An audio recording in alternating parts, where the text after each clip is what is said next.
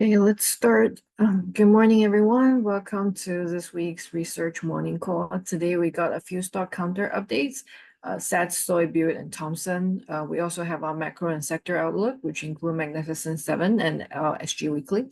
And last but not least, we have our usual technical analysis. So without further ado, I'll pass my time to John to start with Magnificent Seven. Thanks, Helena, and good morning, everyone. So I'll just start with our usual Mag-7 monthly for August. Next slide, please. Yeah, so in terms of performance, Mag-7 was basically flat.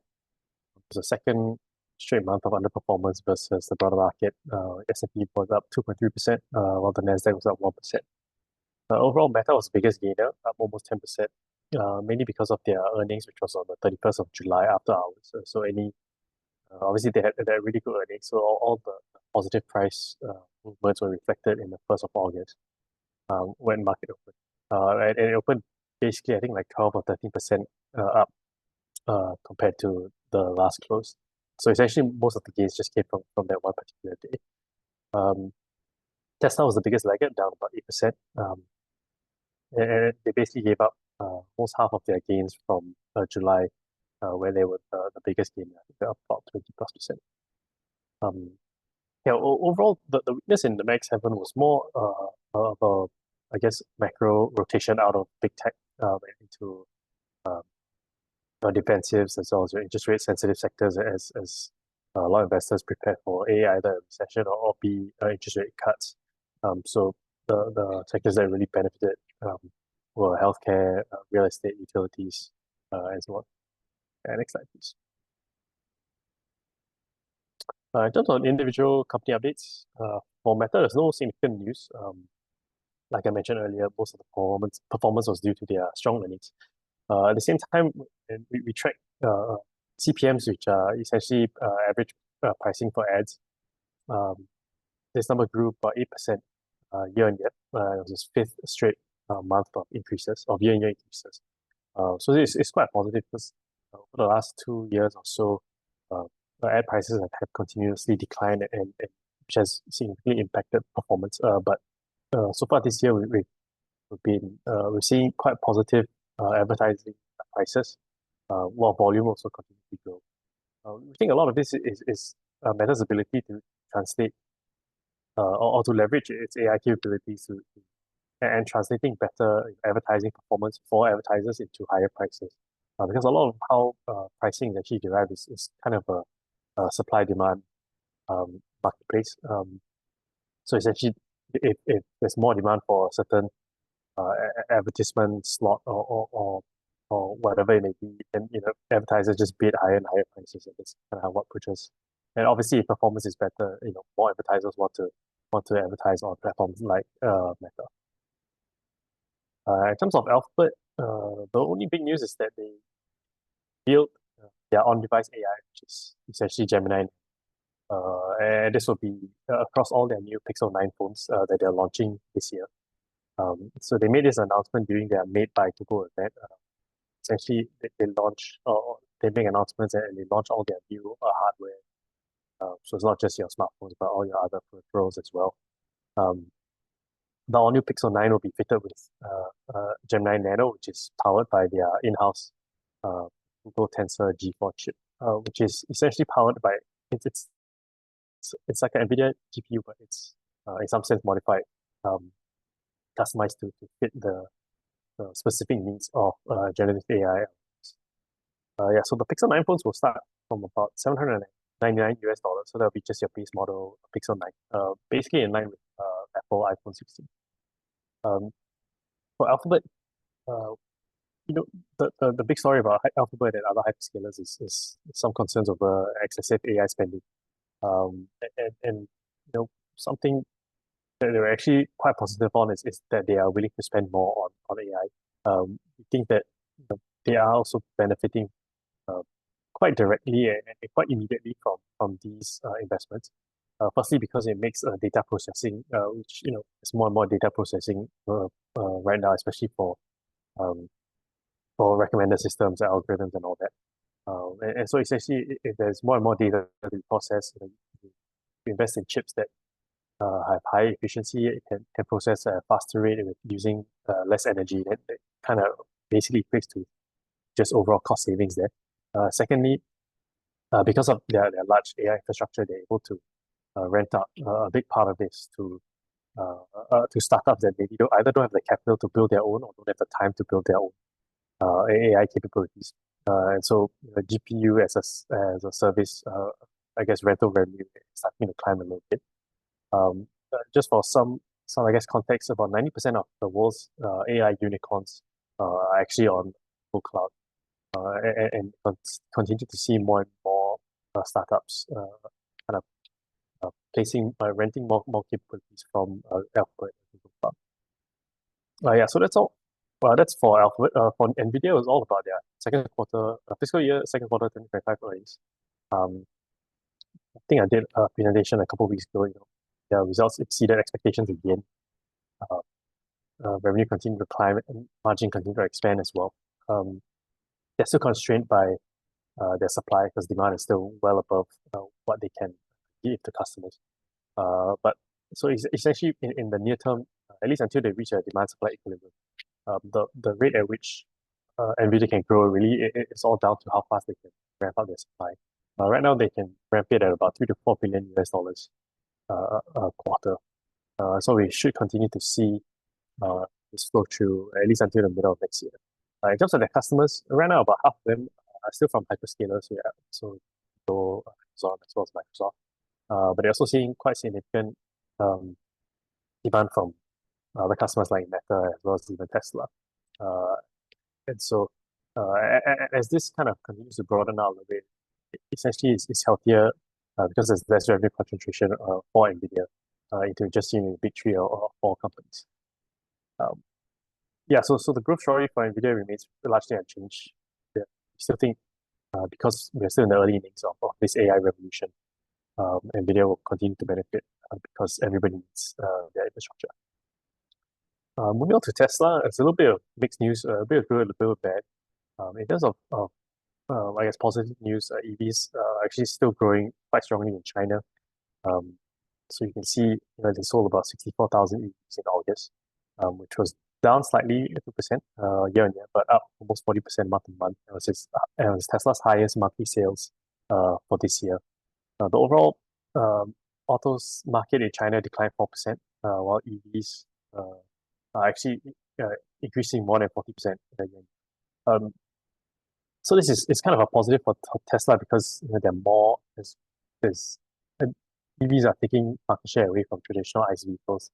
But the knock on this is that this kind of momentum only will fuel more competitors into the space, which essentially will drive down a lot of their pricing.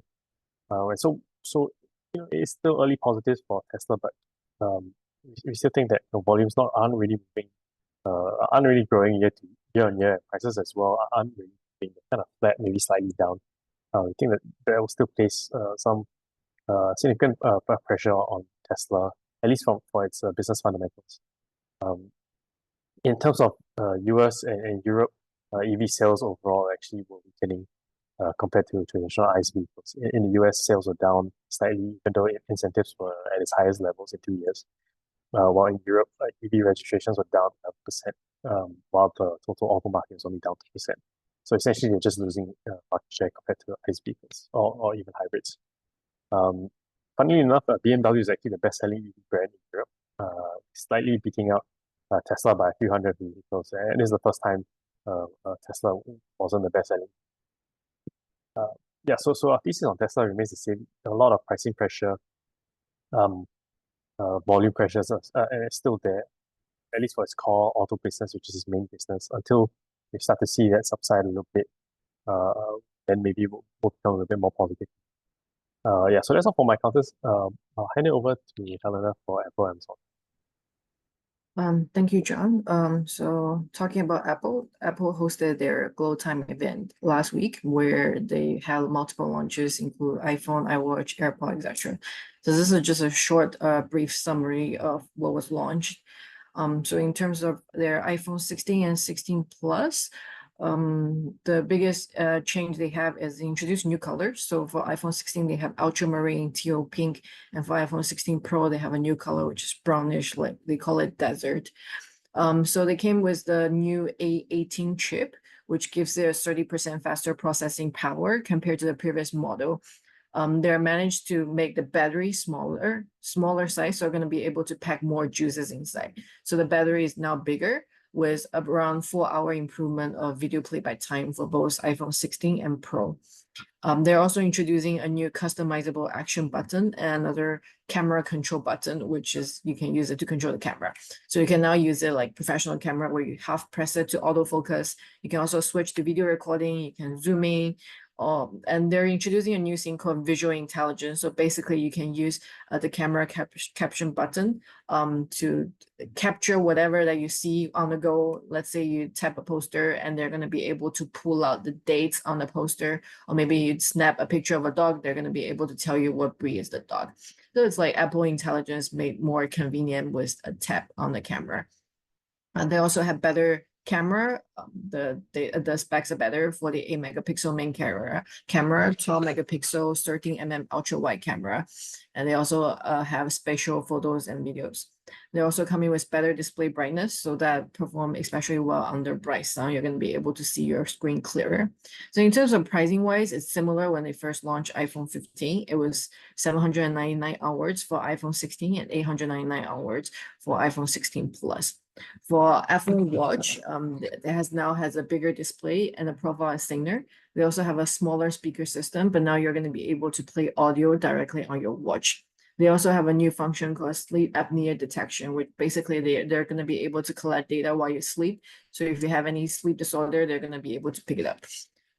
In terms of Apple AirPod, they're introducing hearing protection to protect your ears from the noise.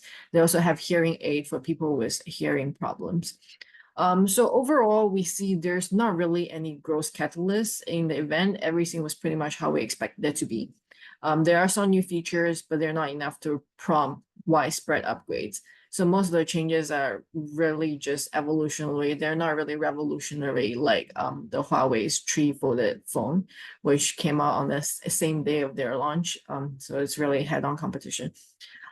So we think Apple, they're still going to be relying heavily on promoting their AI features, but that's only going to come in late due to the slow rollout. So it's going to be delayed until FY25.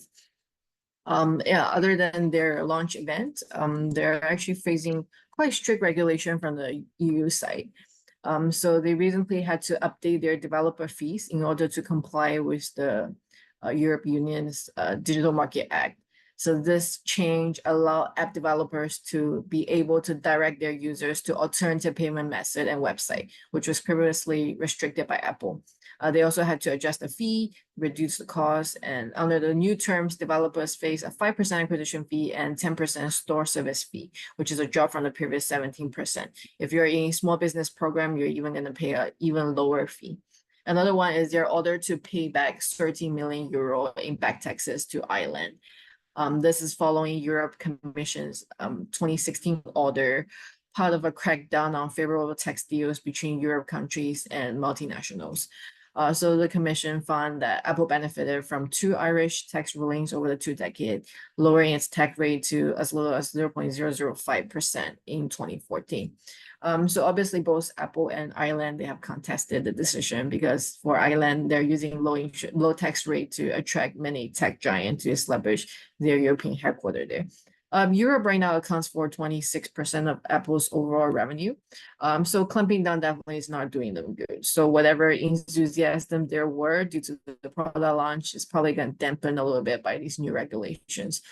We continue to hold a neutral recommendation with a target price of $215. Moving on to Amazon. Amazon has opened its infrastructure region in Malaysia, which is the 13th in Asia Pacific. So this is really to address the growing demand for cloud services and foster innovation in Southeast Asia. They have planned to invest up to 6.2 billion by 2038. Another one is they're hiring a COVID founder to boost their warehouse automation. They're also securing a license, so nobody else can use it.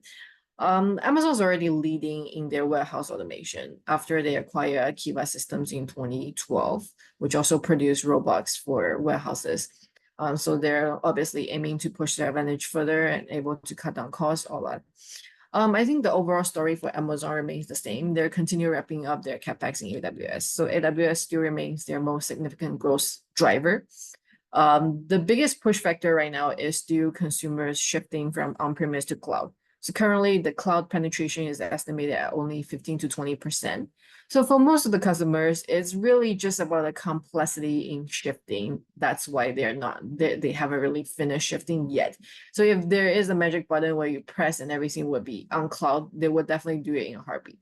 But eventually, we're gonna see more shift coming in because it's definitely easier to take advantage of new technologies when everything is on cloud. And also most of the AI functions require being run on cloud. So the trend will definitely continue, and in the long term, it will translate to big growth space for Amazon. So we maintain our buy recommendation with a target price of $220. Now I'll pass my time to Ambrish to finish with Microsoft. Thank you, Helena, and good morning, everyone. So moving on to Microsoft, there was no major news for Microsoft in the month of August, and also the share price was more or less stable over the last month. So overall, we maintain our accumulate recommendation on Microsoft mainly because we believe that it should continue to benefit from the strong demand for its cloud computing platform, which is Azure. So as the companies, they migrate to cloud and integrate generative AI across their product base. So they have to rely on hyperscalers like Azure in order to meet their computing needs and enhance securities. And for this September ended quarter, Azure revenue is expected to grow by about 30+% range. So overall, we maintain our accumulate for Microsoft. Next slide, please.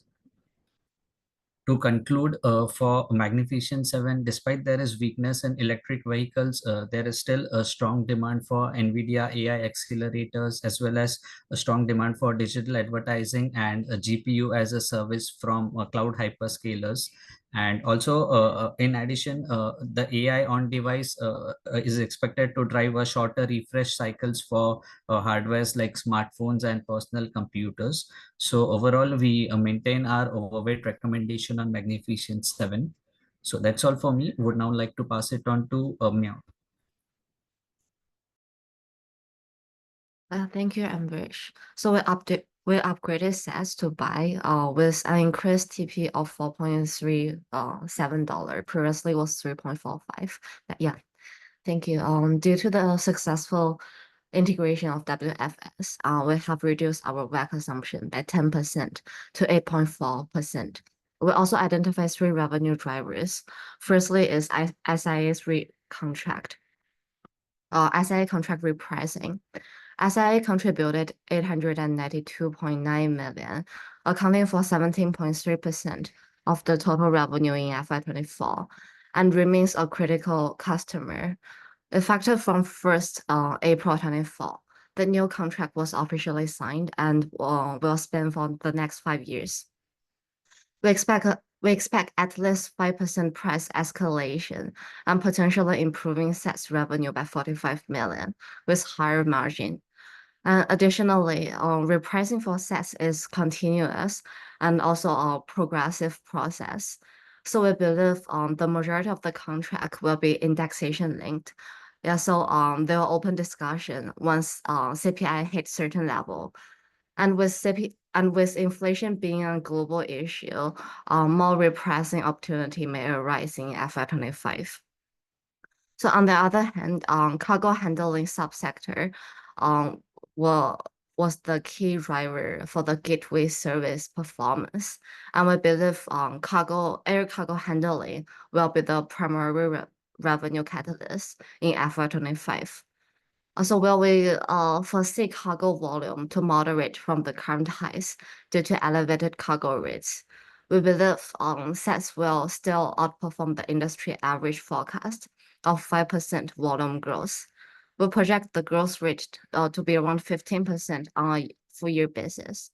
And the outlook is supported by the new partnership, such as the partnership with Shunfeng Holding, and also introduction of additional warehouse, such as the one in Spain, designed to cater e-commerce demand from the companies like Shein.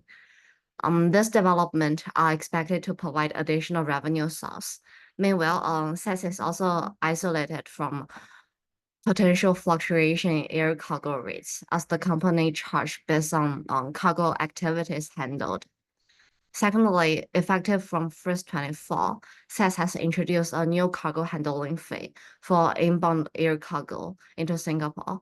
We expect this will generate additional 6 to 9 million in annual revenue, directly contribute to EBIT without incurring any additional cost. But we do not expect expect the new pricing agreement to impact further on the contract wins as SATS rate remain lower than their competitors. Last but not least, SATS has improved their revenue generation per employee following acquisition of WFS. Revenue per employee has nearly doubled year-on-year to 104,000 in FY24. So we believe that revenue growth will continue to outpace cost growth, allowing SATS to benefit from economies of scale. Also, with all segments showing positive momentum from the airline industry's recovery and benefiting from the favorable operating leverage, we anticipate a strong performance from SATS in second quarter 25. Yeah, so that's all for me. I'll hand over to Yap-in. Thank you. Thank you, Mel. Now I'll be sharing on Phillip on the ground for Soilbuild Construction Group. Next slide, please. Okay, so Soilbuild is a construction company, and let me bring your attention to the bottom of the slide. There are, as you can see, there's two yellow cylinders, and the revenue is made out of two segments. One is construction, one is precast and prefabrication. So construction actually refers to the actual construction of facilities for their clients, whereas the precast segment refers to constructing parts of a building within their own warehouse before assembling on the ground. So for example, some of their ceilings, their toilets, the bomb shelters, so on and so forth. And revenue and net profit for both segments are up significantly year on year. And this is mainly because all the pre-COVID contracts are completed. And these pre-COVID contracts are loss-making, mainly due to delays during the COVID period. For example, the causeway are closed, so they have to incur more inventory costs to store these construction materials. And revenue and net profits are up also because they secured the Tuas Port contract, which is a very big contract that forms more than half of their order book. And management also guided that revenue for the next 3 years should reach around 400 to 500 million because of the Tuas Port contract. And steady state annual revenue should be 200 to 300 million, excluding mega projects. And management also said that they likely won't have so many mega projects next time. Moving on to order book, their current order book is 1.25 billion. Average contract is left with 2 years, whereas for the Tuas Port, it is left with 3 years. For dividends, they gave out interim dividends of 0.1 cents, which is the same as the entire year of FY23. And we believe that there likely is to be one more final dividend because management said that dividend payout will be around 20%. And looking at how profits are growing, we think that there likely is to have more dividends paid towards the end of the year. As for their competitive advantage, they pride themselves with BIM modeling. So BIM modeling is like video rendering to show their clients when they bid for contracts. So these videos can show client accurately and let them visualize, for example, the dimensions of a room or of a bridge which is going to be built. This particular software is not proprietary and anyone can buy the software, but they say that most builders don't have this. So this increases the chances of contracts being awarded to them. And they also have many different awards, such as and also sustainability-linked capabilities, which they promote to win contracts. So some of these capabilities include, for example, collecting rainwater to treat their construction waste, as well as installing solar panels on their site offices. So all these capabilities target higher-end private clients who want net zero specifications, for example, DB Schenker Logistic Facility, because not many competitors have these kind of capabilities. Our outlook for this company is that PTO will continue to drive the precast segment because it is required for PTOs to be constructed with precast materials. Even though precast materials is 20 to 30% more expensive than the traditional kind of manual construction, it is safer and done in a controlled environment. And it is also much faster as well, because buildings that take 10 years normally for those traditional manual construction to build will now take around 3 to 4 years using a precast method. So I think that's why HDB BTO wants to quicken this process of constructing the BTOs.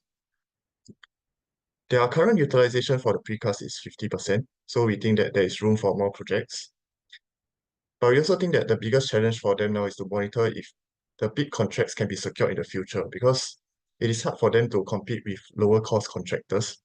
For example, we didn't hear them mentioning that they secured any T5 contracts because the Chinese contractors have lower costs and they can bid for lower prices.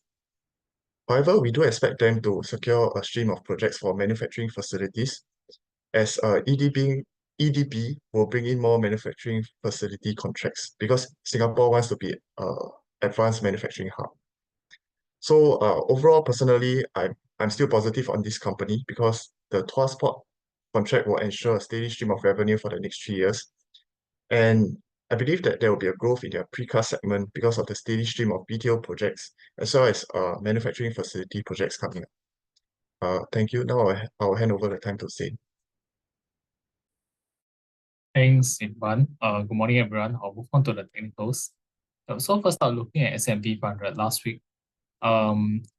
It formed a double bottom at the 5,400 level, the candlestick on Wednesday, and then subsequently recover back above the 5,560 range consolidation breakdown level on Thursday as well.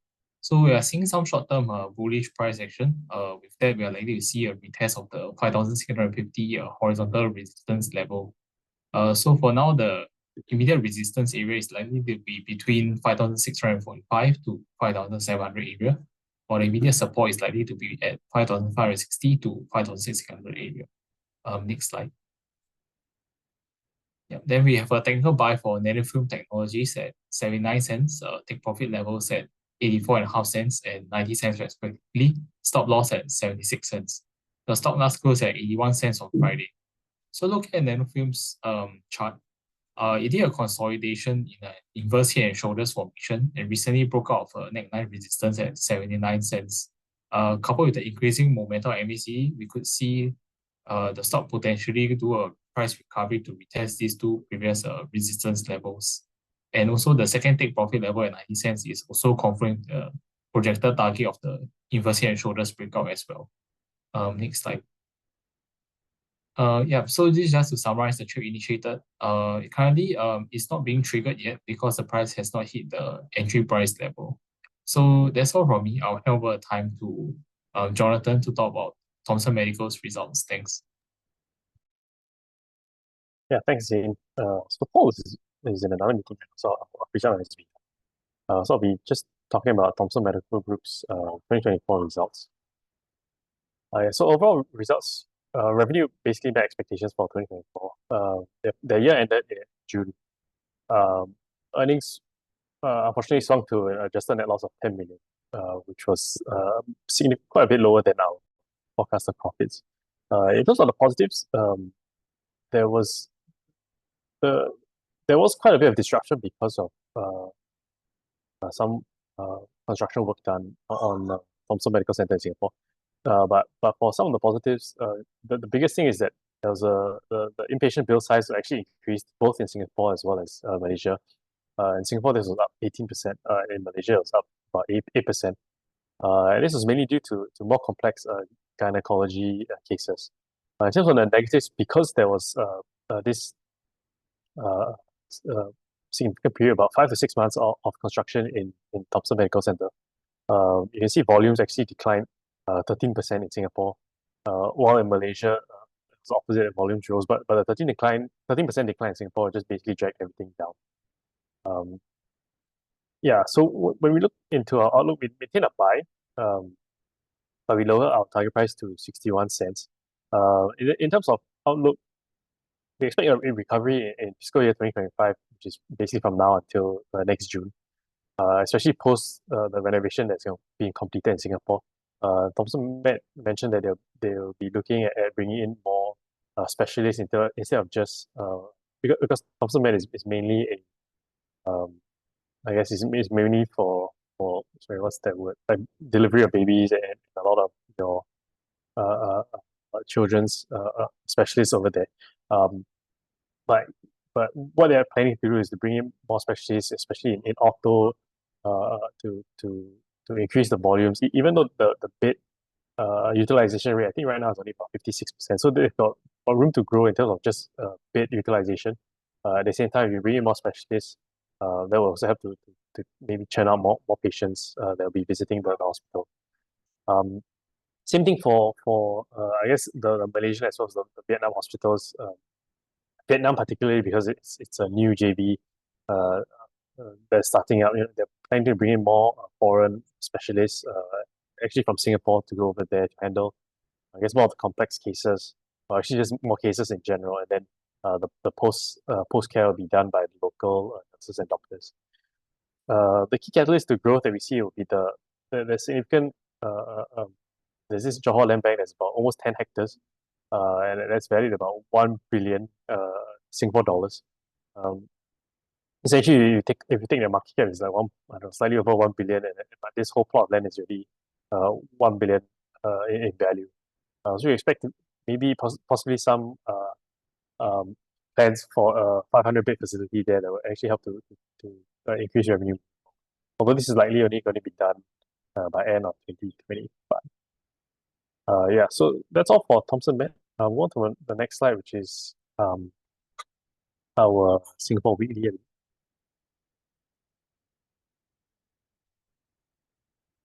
Yeah, so we'll just go to our usual Singapore Weekly.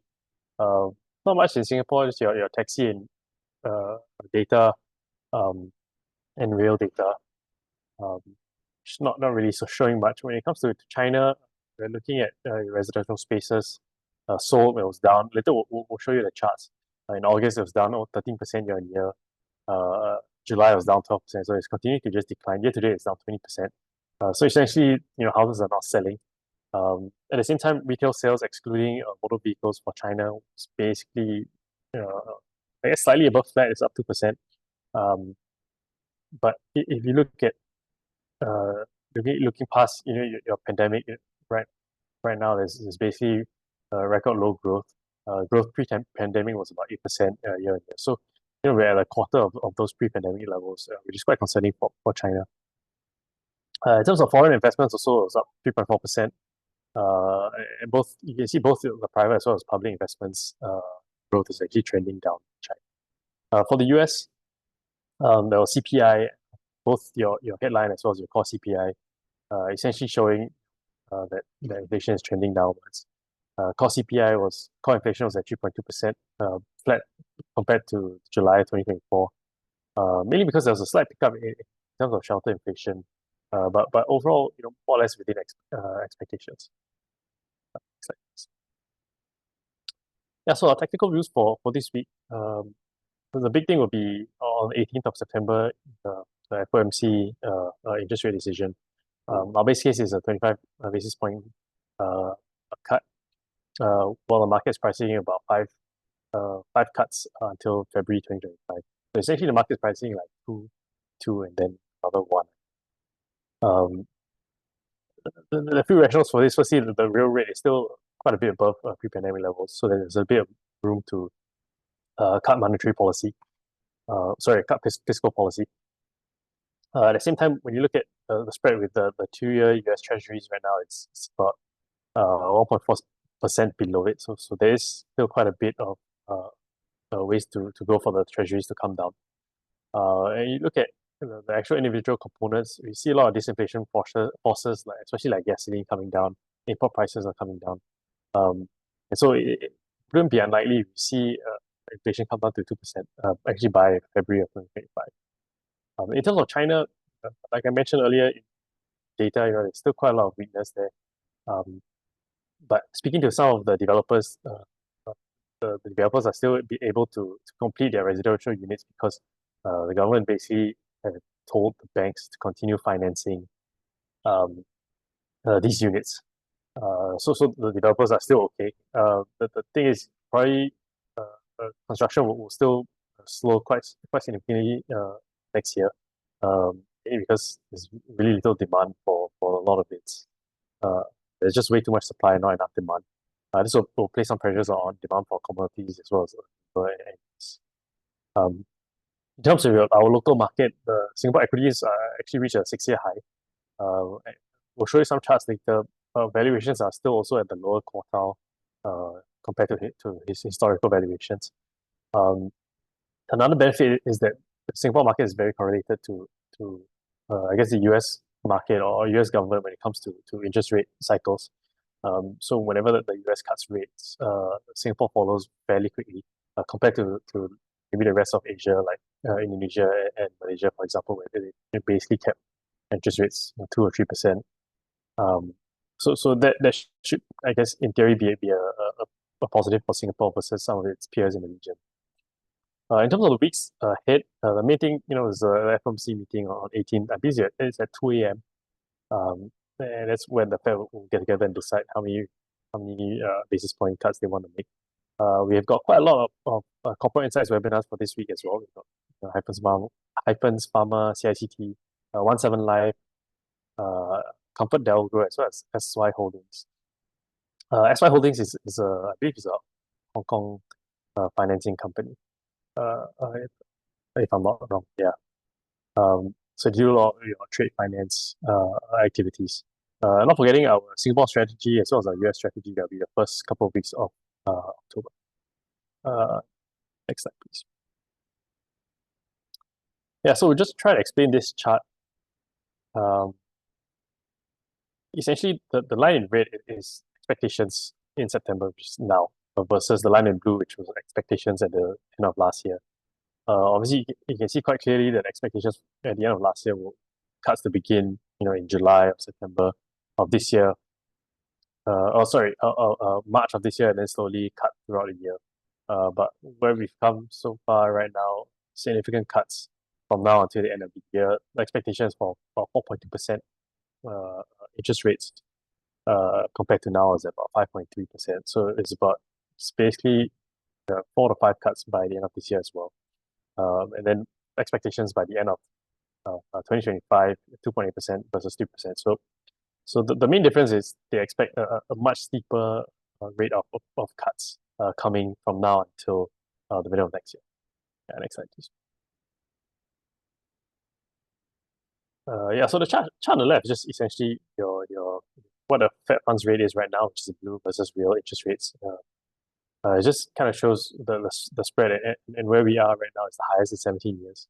And the chart on the right is what I was talking about just now. When you look at the 2-year interest rate, 2-year Treasury yield versus the Fed funds rate, it's quite a bit below your Fed funds rate. So there's quite a lot of room for Fed to move interest rates lower. Next slide.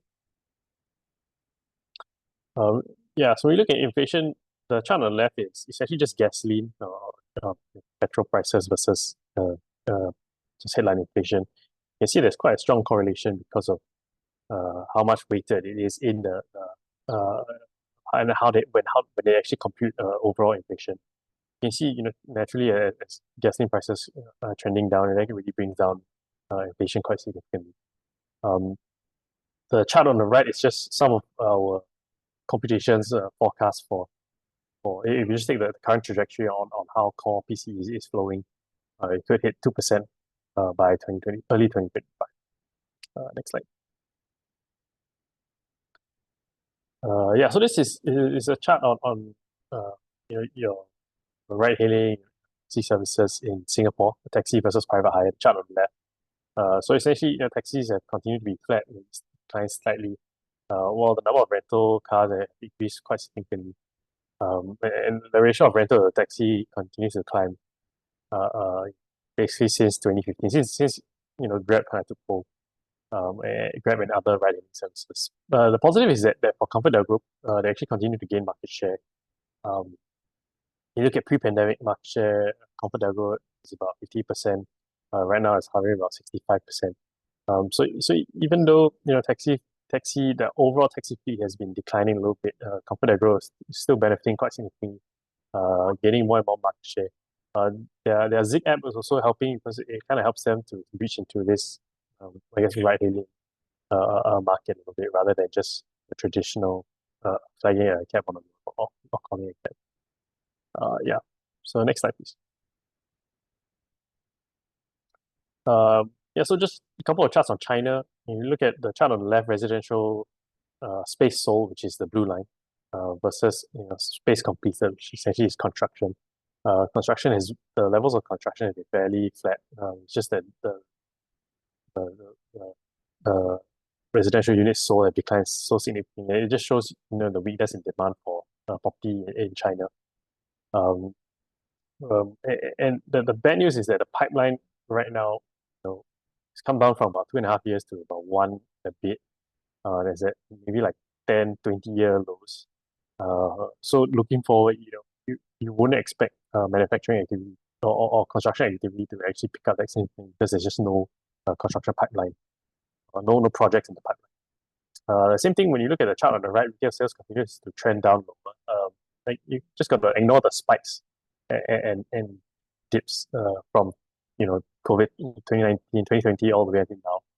You look at the overall trend, it continues to be quite weak and actually is growing at a much lower pace compared to pre-pandemic levels. Even though this comes even though the Chinese government is trying to pump in some stimulus into the economy, but consumers are still not really spending. I think perhaps because the outlook there it's still seeing a little bit. It still seems a little bit bleak. So savings has actually increased. Wallets have actually increased. They're just not really spending money on anything. Yeah. So the big risk is that economy next year will continue to worsen because there's just not much demand and not much consumer spending overall. Yeah, I think that's the last slide. Oh, sorry. Last slide on valuations. Like I mentioned earlier, the stock market is at 6-year basically lows in terms of valuations. It's still in the really cheap range when you look at the chart on the left for PE right now. It's hovering like 11 or 12 times, which is in the bottom quartile. When you look at where it could go to, which is essentially a red line, that's about 15, 16 times. So there's still a bit of room to run for actually equities. You look at the yield, which essentially is the inverse of your PE. Right now, the yield versus the 10-year treasuries or 10-year T-bills right now are still extremely cheap. So the yield is about 2.6%, which is above your average bond prices or bond yields of about 1.82%. So it's still very attractive when you look at SG equity market. At the same time, the big plus for SG equity is that their own dividend yield is significantly higher than a lot of these peers in region. Yeah, so we still think that valuations remain fairly cheap for Singapore. Yeah, I think maybe no more next slide. Yeah, okay. So that's the end. Maybe we'll just hit the Q&A for now. Thank you.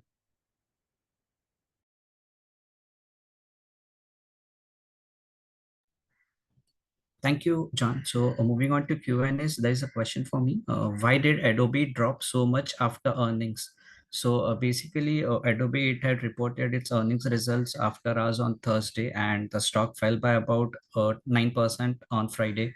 And we believe that this was mainly with respect to its sales outlook for the upcoming quarter, fourth quarter of 2024.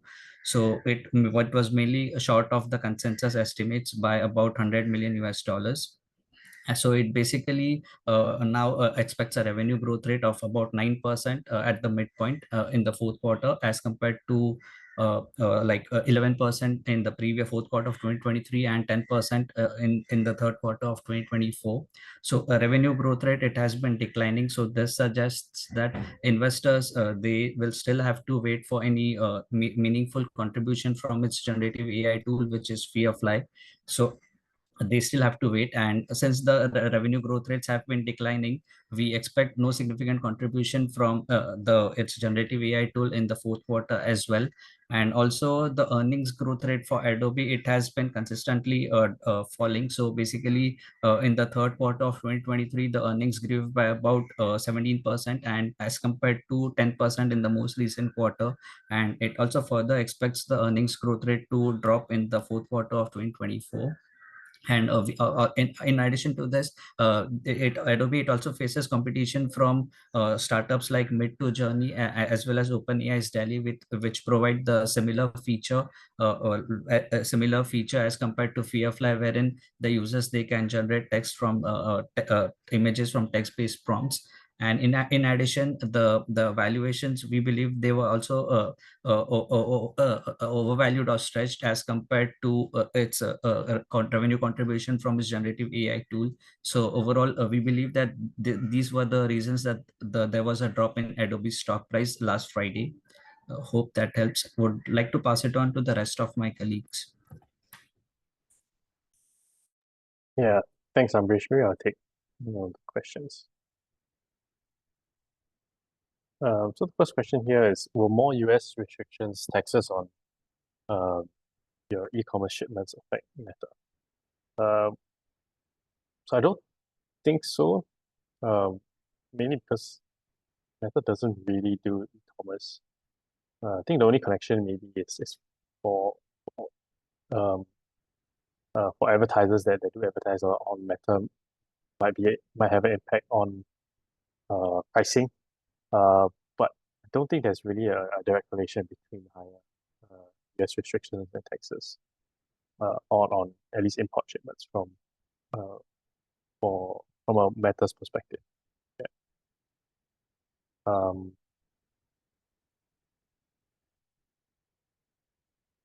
So yeah, any updates on Nvidia after Jensen Huang Goldman? Yeah, so they had Goldman hosted a tech conference last week. In terms of any updates that hasn't really been said for Nvidia, not really. Continues to really push the narrative of why everybody needs Nvidia chips right now. It also basically affirmed its dominant position in the market. So nothing too extraordinary out there in terms of comments from the CEO. If anything, he just really affirmed how much demand they have. And when you look at the roadmap moving forward, how well they are positioned in the market. So that helped. So another one here. Hi, Jonathan. What's your view on those results? So my view is, yes, they had a good set of results, even though their revenue missed estimates a little bit, slightly. You could say it's roughly in line. But overall, the fundamentals were actually improving a little bit. The key concern for NEO is where is it placed in terms of, or where is it positioned in terms of its market, its target audience. They've got a very niche target audience because of the model that they have, which is the key one, which would be battery changing instead of battery charging. So it's difficult to compare them. At the same time, they're priced in the premium mass market, so very competitive with Tesla and a lot of the other Chinese automakers. So my view is that yes, the results were good, but I think long term, when you look at how will they grow, not really quite sure on what is the growth trajectory. I think even if you want to argue that they've done well with exporting to Europe, you've seen them have some large agreements with maybe like taxi operators and stuff like that. But then this can be easily disrupted with BYD. And just go in there with a much cheaper product, easier to run, easier to manufacture, easier, more reliable sense. So yeah, so the short answer is it's a good set of results, but long term there's still quite a lot of questions. Follow up to that is any updates on Tesla Robotaxi? Yeah, so no real updates from Tesla itself. We did speak with some of the dealers in China, because where they're at, they do have quite a number of pilot programs for robo-taxi services, not just for Tesla, but for other manufacturers. And there are a few key concerns. The first is when you actually look at autonomous driving, firstly, they're going way too slow. They're hogging the roads. And so from a safety perspective, yeah, they are safe, but at the same time, are they really as efficient as driving? Still a bit of question marks. And then another question is, if they're going to flood the market with robo-taxis, then where's the space in a lot of these, I guess, city areas? If you're talking about I guess, out city fringe, then maybe not so bad, but in the city, just going to pile in more cars. Where's the space for the roads? Is this going to worsen the road conditions? Yeah, so hope that helps to answer your question. Yeah, there's another question here. Hi, Jonathan. Can you please share with us how you derive the TP of Tesla 130? So like most of our companies, basically US companies, we use a DCF target price. So we forecast at least a couple of years in advance, and then we discount back the cash flow. The reason why the target price for Tesla is so low is because their financials actually, when you look at their earnings, it's cut in half for this year. And we're not sure if next year will be any better.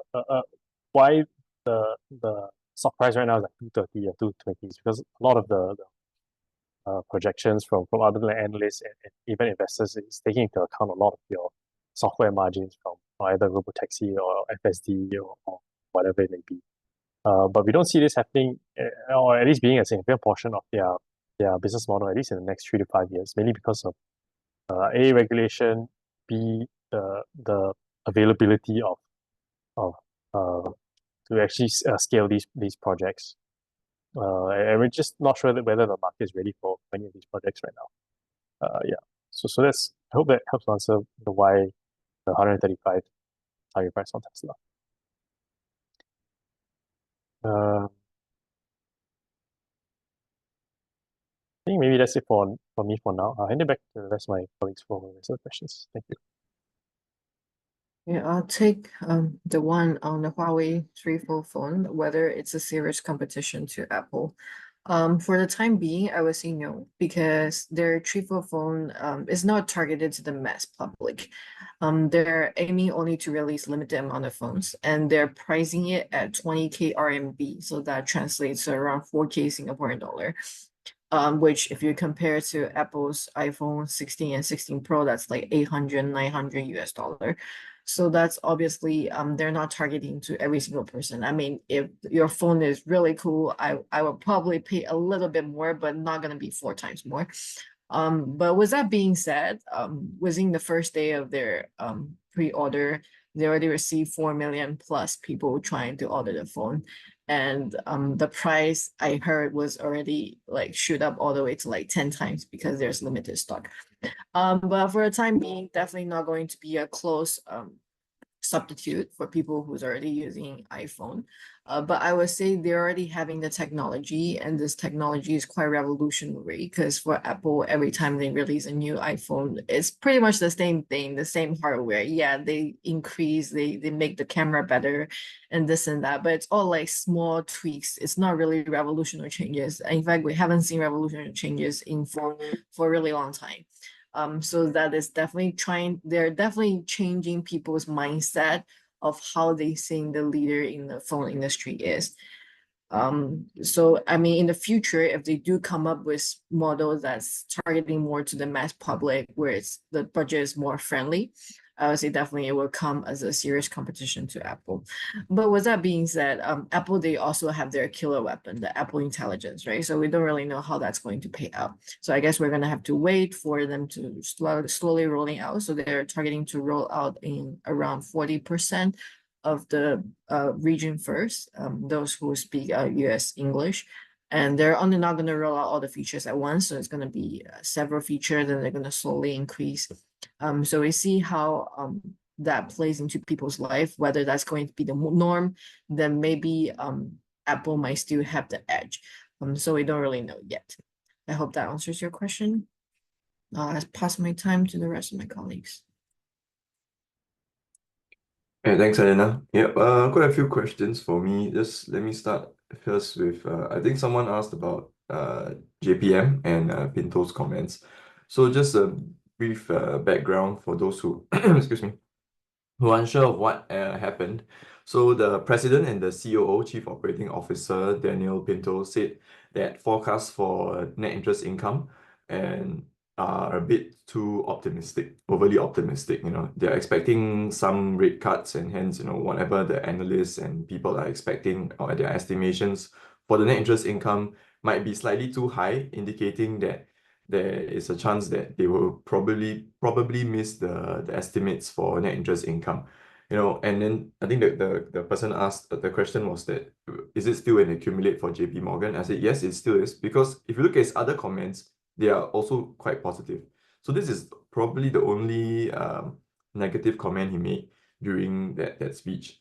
And the others, from where we do expect the growth drivers to be coming from, they are on track to meet. So that would be the wealth management income, as well as their investment banking income as well. So for wealth management, he did mention, that for investment banking, he expected increase in about by 15% for the third quarter, right? So that's also meeting our expectations and estimates.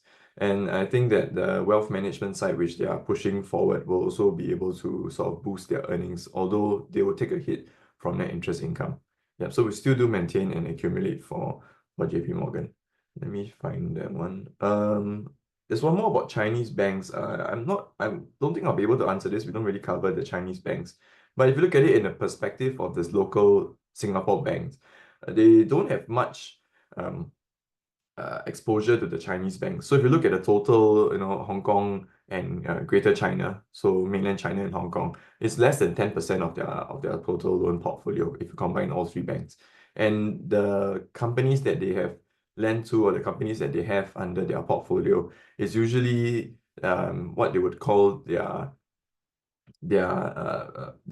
customers. So it's actually a Singapore customer, but they have presence in Hong Kong and China as well, which is why these companies are slightly more stable, and they have better relationships with these companies. So the chance of NPL as well as NPAs are much lower for the Singapore local banks. And they have also lowered they are trying to sort of cut back on their presence and exposure to the Hong Kong and Greater China, especially when you're looking at the property loans.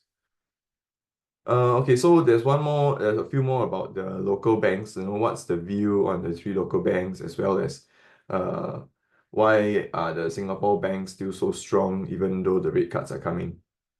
That's a good question. So for local banks, when they look at their net interest income and net interest margins, they are expecting it to be flat for this year, right? And how they're doing it, even though rate cuts are sort of coming, in the next quarter, it's because they have managed to. There are two ways. Firstly, that the banks earn money from banks earn money, right, with net interest income.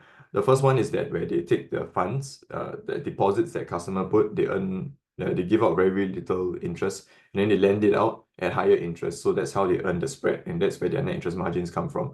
But the other factor that most people are not really aware of, and the banks don't really try to promote as much, is that they will take these deposits, low cost deposits from customers, and then they put it back into higher earning interest assets. So that's how they also make their margins. So these two factors are the ones that are able to make up net interest margins. And recently, what we have seen is, let's say 2 years ago during the low interest period, how come it went up so high? Is because the interest rates went up, and then their spread from these loans went up very high. But what we are seeing now is because of the low loans growth, they're not really able to put these deposits into good use because there's too much deposits. They have excess deposits, and they can't really put it to loans because nobody's taking up loans with the interest rates so high. So what the banks are doing, at least the local banks, they are putting their excess deposits and really pushing most of their excess funds where people are not taking up loans, right? So they're putting it into these longer tenure, higher interest earning assets. It can be treasuries and so whatnot. So this is how they're able to sort of forecast their net interest margins, and they're also very confident in guiding that net interest margins will not move much even though there will be a rate cuts in the foreseeable future. So that's one of the line items for the banks, right? That's their net interest margins. So we're looking at it to be flat. But why are they still so strong, right? It's the other two factors, which would be their fee income, and fee income has been very good. So fee income has been growing considerably, and the main fact is that because people are expecting rates to come down, the banks have also reduced their fixed deposit rates, their current account rates.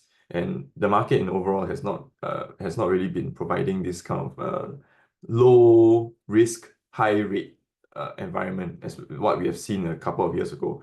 So their investors are now they're shifting their sentiments to more risk on, where they are putting it back into wealth management investment products. And these investment products and wealth management products help the bank earn a higher margins as compared to just a low low interest FDs, right? So this is why their their fee income growth has been so good, and it's only expected to go higher as rates are expected to come down. Yeah, and the last one would be the loans growth. So with rates expected to come down, loans growth could recover even stronger once the rate cuts do actually kick in. We have seen loans growth improve slowly, although the rates have not really moved much, right?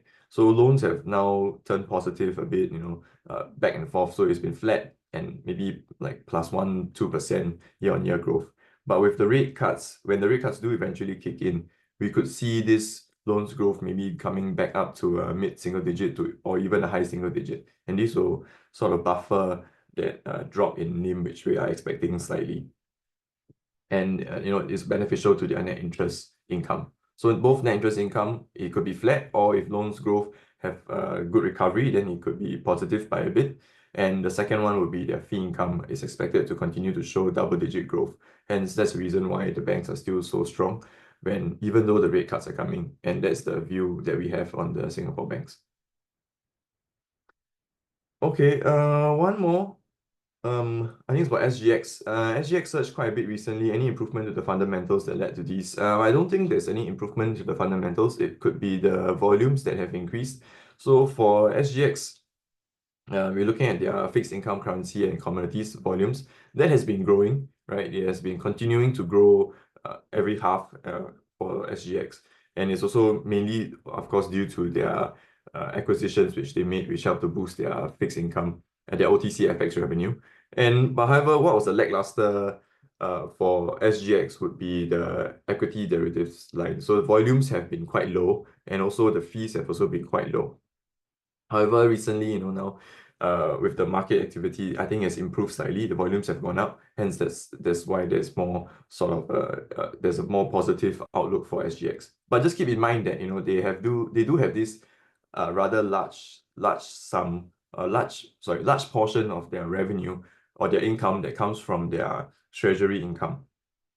So treasury income, if you look at the second half of FY24, so that's the most recently released results, it forms about, I think, about 20 to 25% of their income, their net income. So it has dipped, it fell by 24%. So I think for those who don't really know what this treasury income is basically the collateral held in trust, so the customers' money, and then they will put it into fixed deposits, right?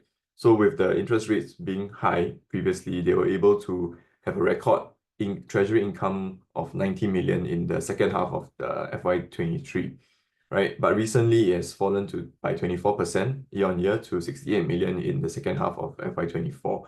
And I think it's only expected to continue to fall. So this treasury income could return back to the levels where we saw the very low interest rates. So that could take a hit to their profits for SGX. So that's just something to keep in mind if you're looking at SGX.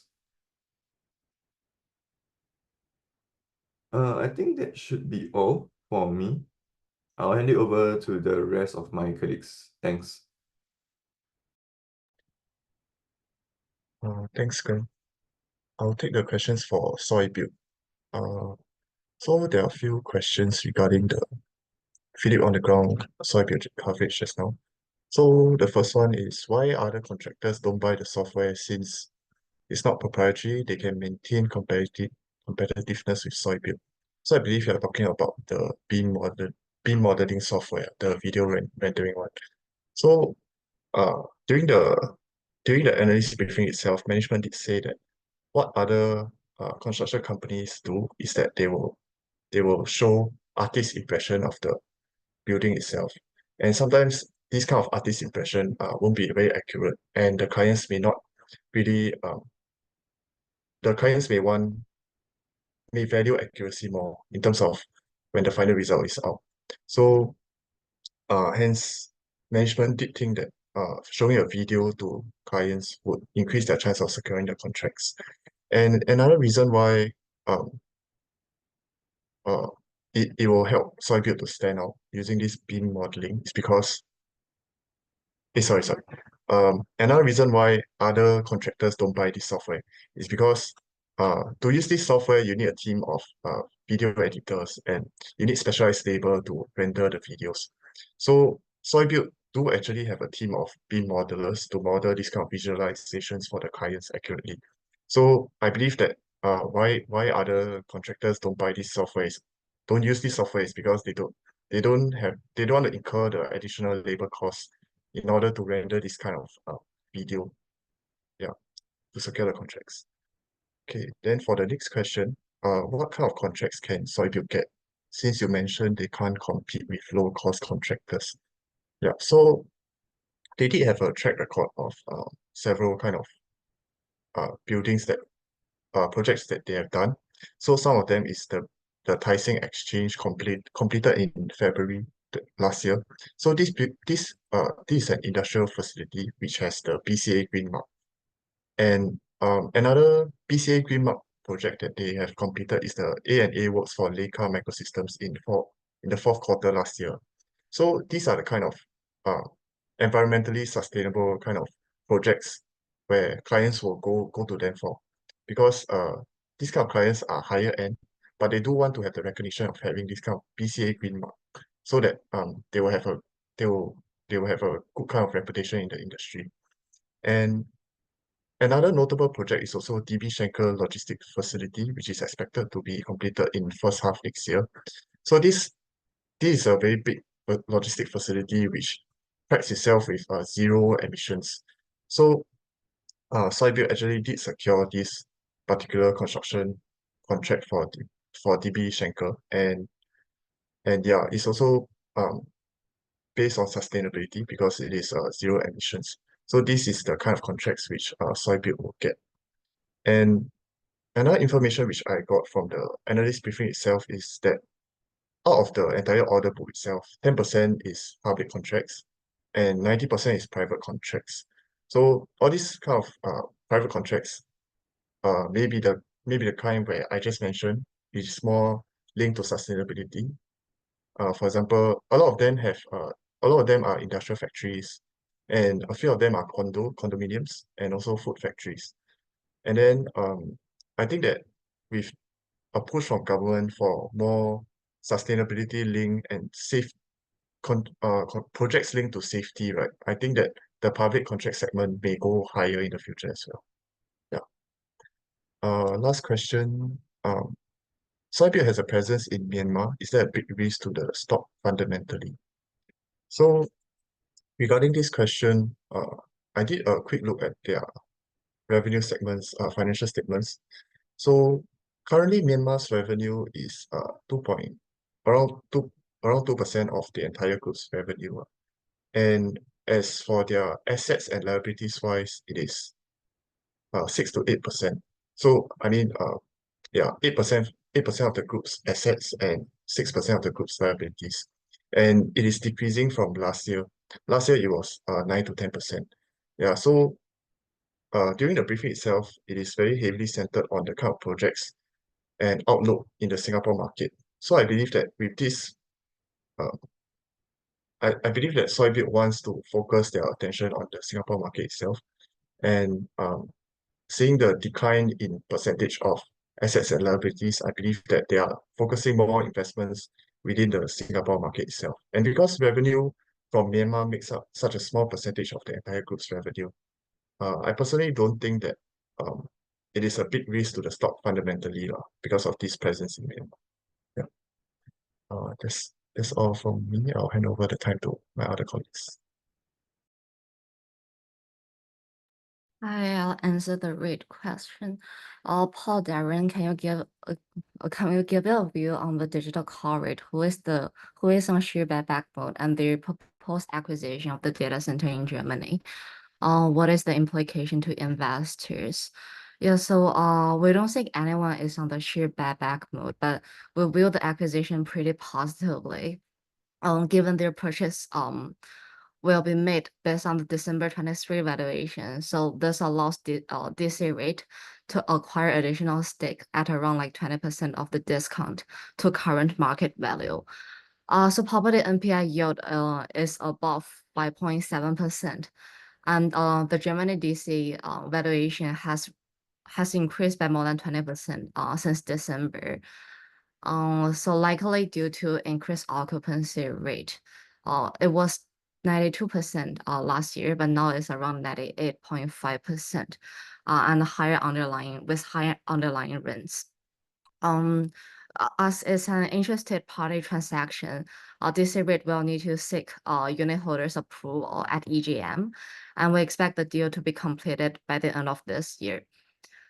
And we believe the decision of acquiring additional 10% of the stake instead of 40% is pretty prudent, as it avoids over leveraging. Will like perceiving their debt headroom for potential capex. Although DC rate could further increase their stake in the Germany DC, we find it like pretty unlikely in the near term. Due to its current gearing position. Yeah, hope it answers your question. And now please comment fundamentally on Accenture's and Mapletree industrial valuations after the recent run, which is your preference. Probably like Accenture rates. Since Mint increased by their share price increased by more than 9% in 1 month. And capital and Accenture rates increased by around like 7%-ish for the past months. And Mint was the one of the few REITs with positive DPU growth last quarter. So much of the positivity has been already factored into the current share price. And since we like about Accenture REITs is they just revised the rental reversion guidance upward from mid-single digit to high single digit in this financial year. And most notably is they managed to generate 24.9% positive rental reversion for Singapore logistics sector and 13.5% for their logistic properties in the US. However, the drawbacks is backfilling will take longer in the future. And it usually like takes around 6 to 12%, 6 to 12 months. Yeah, but now it probably takes longer to backfilling the vacant space. Yeah, so overall portfolio occupancy dipped marginally by 0.2 percentage point to 93.1%. But we still believe capital and extender rate will gain more positive rental reversion upon successful backfilling of the vacant space. Yeah, so this would potentially be a catalyst for the share price. Please comment on the debt ratio for Manulife prime US rate. Also, Darren is on leave, but you can post your question in the P3 community. So yeah, he'll answer your question when he gets back. Thank you. And do you prefer Mapletree Logistics Trust or Mapletree Pan Asia? Please comment fundamentally. Thank you. Also, we prefer MLT due to its recent divestment in Malaysia, showing a strong capability of asset recycling. So total proceed is around 157.5 million. This represents a 12% premium above its latest book value. and more than doubled the original purchase price. So this divestment is in line with the management's ongoing asset recycling strategy and aim to streamlining the portfolio and also relocating capital towards the higher yielding properties or asset to enhancement or AEI and its like redevelopment plans. So the transaction will result in a gain of approximately RM 18 million. So it's around 5.5 million Singapore dollar for the manager after accounting for tax. And we expect a portion from this proceed to be distributed back to unit holders. Yeah, so this will boost DPU in the upcoming quarter. And please list your 3 rate picks after the recent run up. Please also list our rate segment preferences. So our subsector preferences we overweight hospitality and retail. So we believe hospitality subsector will remain resilient, driven by higher RevPAR as occupancy continues to increase, and ADR has already exiting pre-COVID levels. So we believe this will moderate from the current high levels. And with the increasing international visitors arrivals, likely to further support tenant sales and boost market sentiments, we anticipate high single-digit positive rental reversions for suburban malls and also double-digit positive rental reversion for downtown malls in Singapore. And for the top 3 REITs, we prefer class, CLAS, Far East Hospitality Trust, and Suntec REIT. So for Far East Hospitality Trust and Suntec REIT, is due to their very low portion of the fixed rate debt. Far East is around 40% and Suntec is around 58%. Yeah, so they'll be recovered the fastest from the current high interest rate. Yeah, once there's a rate cut from the Fed. So class is because of its very wide global exposure and also its asset recycling plan. They have already divested 300 million asset with premium above book value. Yeah, hope it answers your question. And a question for SATS. SATS acquired WFS, which is a bigger company. Can we expect SATS revenue to double from pre-COVID? If so, what is the expected timeline? So our forecast is they will double their PATMI in 2030. Yeah, 2030. So SATS has already achieved 51% of its 5-year target of 100 million EBITDA target through interest saving and also like new contract wins. So their interest used to be around 8%. Yeah, before acquisition, but now it's around 4% for WFS. And they are pretty much ahead of their target. Like they already finished half of the target within 2 years, and there's like 3 more years to go. Yeah, so we believe they can double their profit in 2030. And there is a question for which rate will benefit the most after rate cut. Yeah, so like mentioned, it will be Far East Hospitality Trust and Suntec REIT. Yeah, hope it answers your question. I'll hand over to the rest of my colleagues. Thank you. Yeah, thanks, Phillip. Thanks, Mel. Sorry. There's quite a number of questions. Let me try to take some more. I'll pass it to Helen as well. There's a question here: what is ASML's lamps applied materials market share percentage? Yeah, so basically ASML and applied materials are roughly about the same. I think close to 25% in the wafer fab equipment market. And then lamps a bit smaller, about 15%.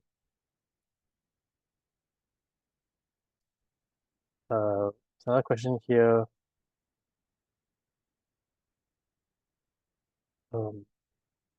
Hi, Jonathan. What are some of the defensive stocks worth looking into in relation to rotational big tech stocks? Yeah, so instead of the single stocks, you can probably just play this like sector kind of play. So you can use ETFs and just buy the whole sector instead of just a single stock. So if you want to look at utilities, there's the ticker symbol is XLU. Healthcare will be XLV. Don't really have any specific stocks worth looking into per se, since we focus quite a bit on tech companies. Yeah, sorry if that doesn't really answer your question, but that helps me. So question here, why did Ride plunge so much? Can't seem to find any news. Is it pump and dump? Yeah, so yeah, I also couldn't really find any news. My guess is really just that maybe some of the Insti guys pull out. And this can happen because there are a lot of funds that watch volume and momentum, and then once that kind of dies out, they just pull out all their funds, right? And then because Ride doesn't really have that much trading volume,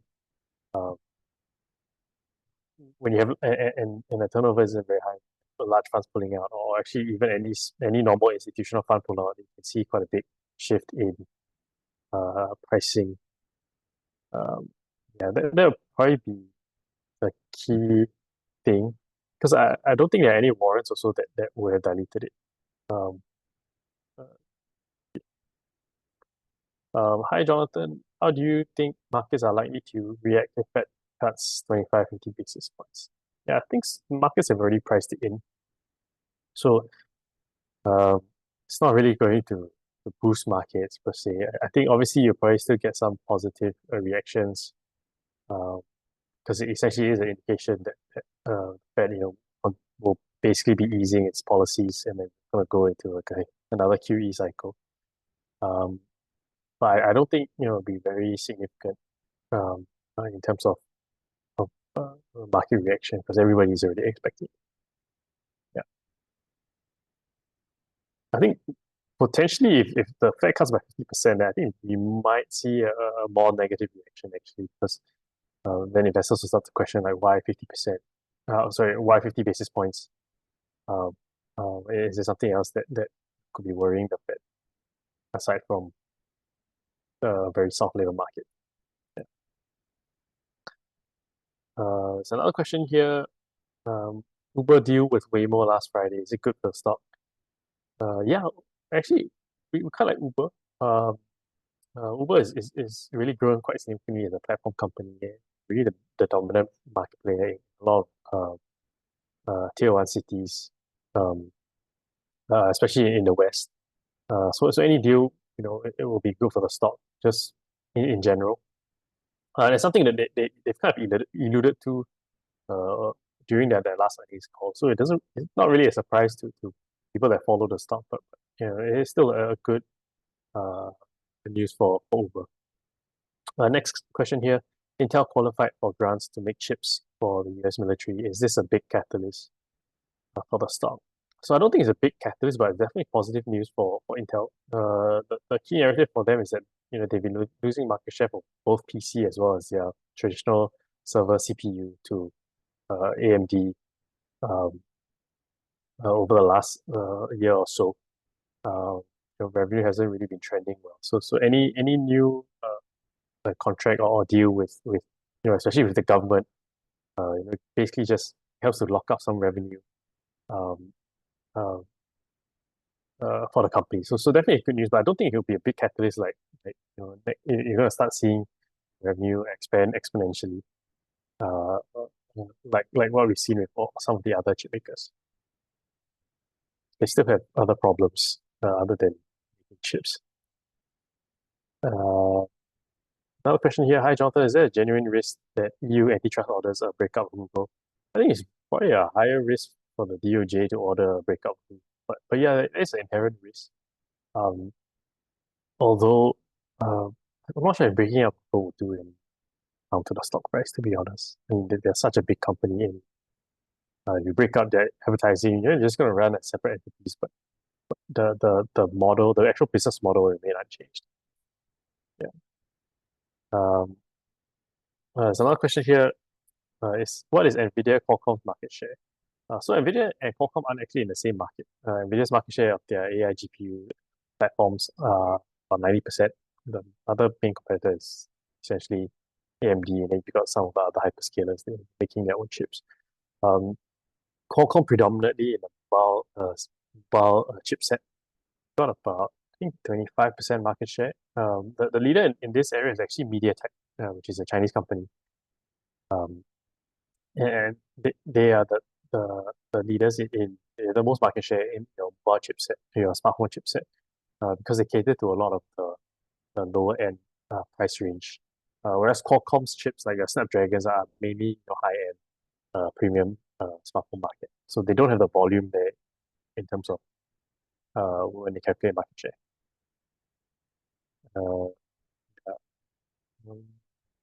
Yeah, I think that's maybe all for me. Maybe I'll pass it back to Helena or some of my other colleagues to answer the rest. Yeah, thanks, John. So I still got quite a few phone questions. Any idea why the iPhone 16 is slightly cheaper than the old models? Yeah, we actually expected it to be a little bit more expensive because essentially they roll out a new iPhone, but the price was exactly the same as the iPhone 15. I think there are several reasons to it. The first is they actually recently reduced their production cost a little bit because, I mean, they've been trying to relocate from China to India to outsource for their production for quite several years, but it's the first time they're actually trying to move the production of their Pro model to India. So that kind of cut the cost for them. So the cost is a little bit cheaper. That's why they're able to afford the pricing the phone lower. I think the second reason is really just even Apple kind of know that they kind of reached the maximum amount of money that people are willing to pay for the phone. So they want to adhere to it. So like people will actually want to still buying their phone. And they're really betting a lot on their iPhone 16 because that's where they packing the entire new Apple intelligence.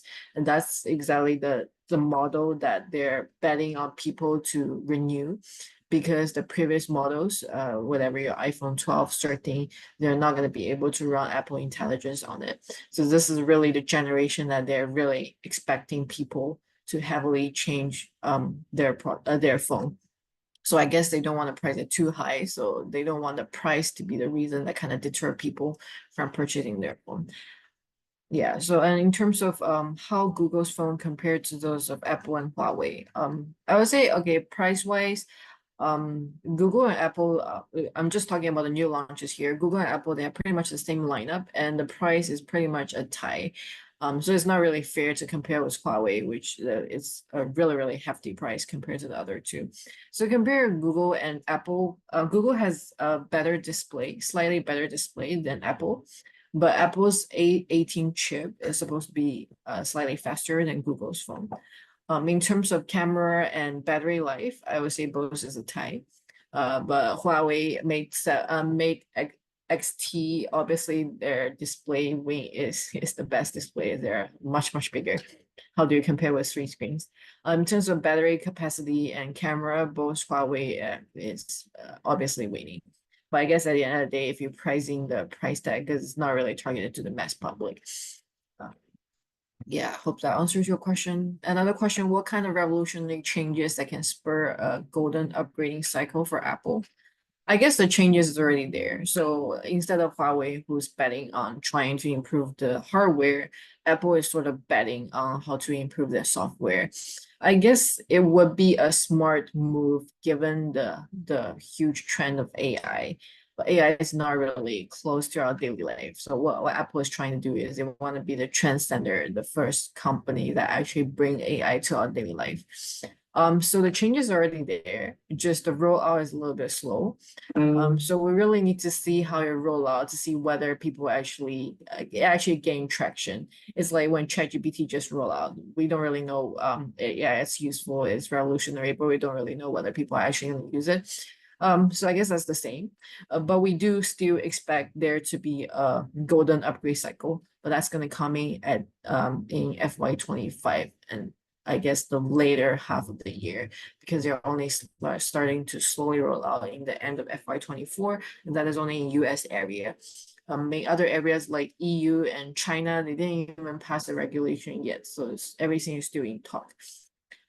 So I guess we have to see how that rolls out. So I hope that answers your question. I'll pass my time back to Yeah, sorry, just to add on, Helena, for the question on pricing, I think one of the biggest headwinds is that China is the biggest market in terms of smartphone, and there's a lot of competition there. So Apple can't really afford to raise their prices.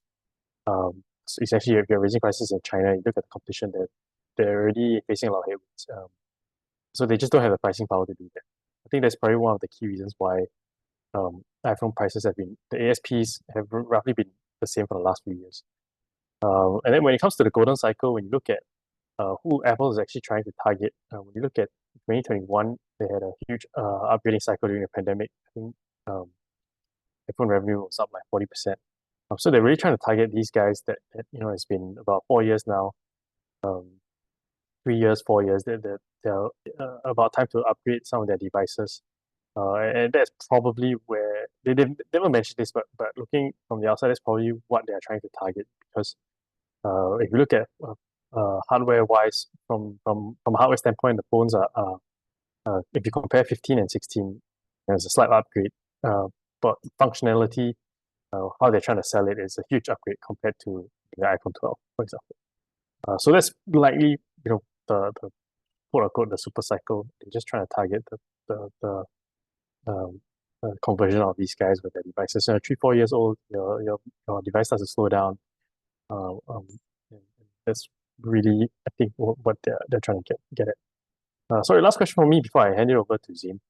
Jonathan, what's your assessment of TSM given its dominance presence?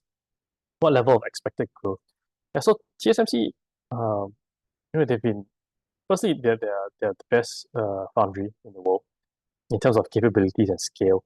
When you look at their biggest customers, they're basically all your big company, the biggest companies in the world. The positive thing for them right now is that they are the only guys that can effectively manufacture AI GPUs, which is currently what is in demand, as well as even some of the AI chipsets in the smartphones. So they can obtain the highest yields, manufacture them at the largest scales, and so that's why all the large companies go to them. So when you look at their positioning, the capacity, their utilization is extremely high, and they even mentioned over their call that they expect to remain with this utilization with demand similar to NVIDIA. That demand is far exceeding the supply that they can give, at least until the end of 2025 for them, because everyone just really wants a piece of TSMC. So the good news for them is that demand is so strong that they're actually looking at raising prices, not across the board, but strategically with a lot of their customers. So that should be a benefit for revenue growth for next year. I think target growth for next year is probably in the 25 to 30% range in terms of constant currency, which is Taiwan dollar. So they've got high utilization plus raising prices. The only knock is that they are ramping up their 2 nanometer and 3 nanometer technology, and typically, as these start to ramp up the early stages, it kind of impacts margins a little bit. And so you wouldn't really be able to see such a huge margin expansion because they are still in the early stages of ramping their 2 and 3 nanometer chips. Yeah, but overall, from a growth top line growth perspective, should be very significant for next year as well. They're in a very good position. I hope that helps to answer that question. I think there's quite a number of questions on Thomson Medical as well as STI. Paul's not here at the moment, so maybe we'll leave it to Paul. See if he can answer it in the P3 community to take a look over there. So with that, maybe I'll hand it over to Zane for TA. Thanks. Okay, thanks, Jonathan. I'll share my screen for the TA.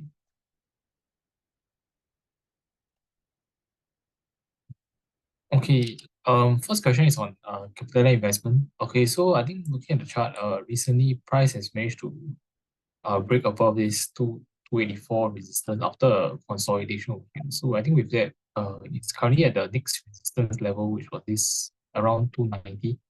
I think looking at in terms of the current trend wise, I think we still see price go towards the next key resistance area over here, which is between about $3 to $3.05 area. So I think we could still see some further upside ahead for CLI. And for Singtel, I think the trend is still quite good. Price has been breaking above the resistance level at 320. Currently is doing a bit of a consolidation. Near-term resistance, the next resistance level is likely to be around 335 to 340 area. So for now, we could see maybe some consolidation. And then if we manage to break above the resistance level, we could see the bullish trend continue upwards. Then next one is on MPAC, Maple Tree Panager Commercial Trust. For MPAC, I think currently it's hitting the near a resistance level around 150, which was a swing high back in December 2023. So I think with that, could see some consolidation thereafter with some near-term support around 143 to 145 area.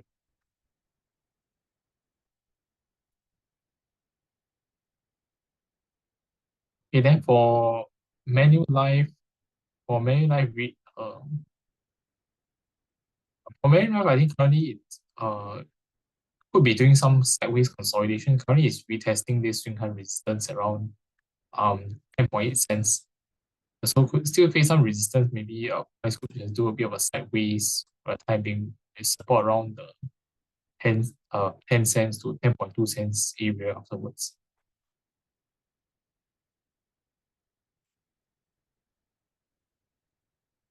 Then next one is ComfortDelGro. Okay, so for ComfortDelGro, I think price above this resistance at 142, and then currently it's around 148. I think next resistance level is around 152. Previous swing high, and then also close to 155, which is this trend line resistance which we respected in the past as well. So maybe we'll see a slight further upside. Then maybe some consolidation after we hit these levels. Next one is Golden Agri. For Golden Agri, I think not much. Generally, still for this counter, it's the key resistance still around 28 cents level, and price still finding support around 26.5 cents for there. So I think we still like to see some bit of a range consolidation that's really going to take place. Okay, then for Jaffa, I think Jaffa nothing much as well.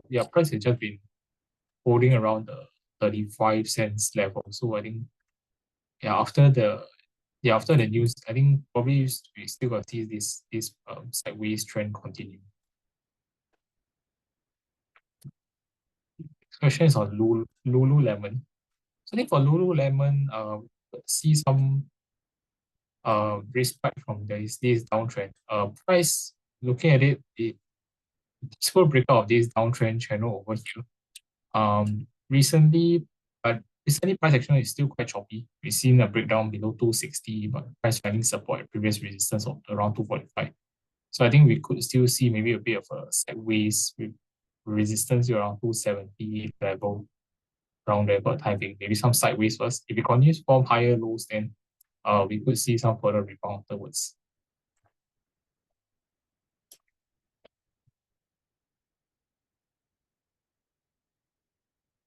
Okay, then for Nike, I think the price is currently doing some pullback from but we closed out this price gap over here around $78, and price is currently finding support at this level. So we could see some bounce. I think with some probably also seeing some near-term resistance around close to $81 over here, which was this recent breakdown level. So price is trending down gradually over here. So I think probably we still see maybe some rebound, but also resistance from rebounds with this recent pullback.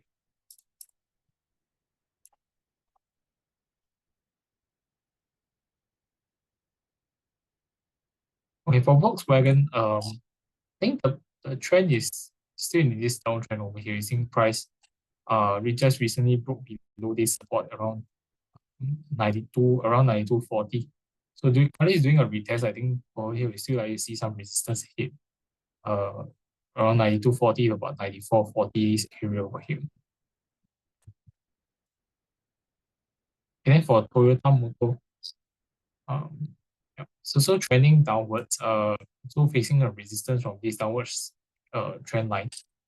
And price also broke below this support at 181 recently. So they are currently finding some support from this previous range consolidation resistance, which was around 170, 171. So I think we might see some sideways trading for the time being.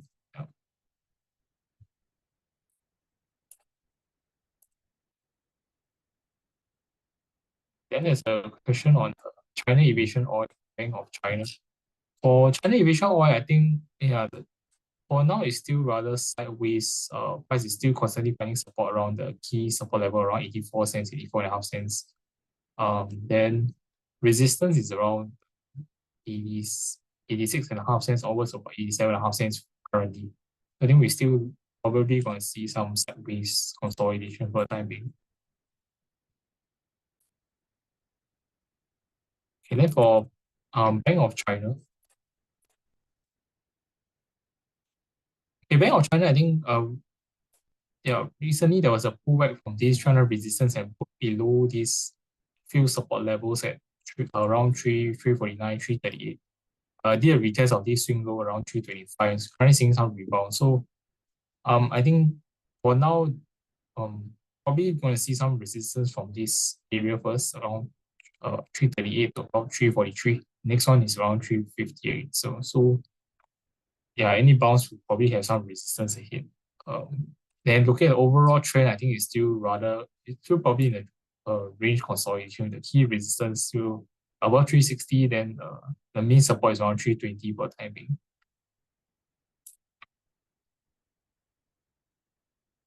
Okay, for Meituan, I think some price recovery recently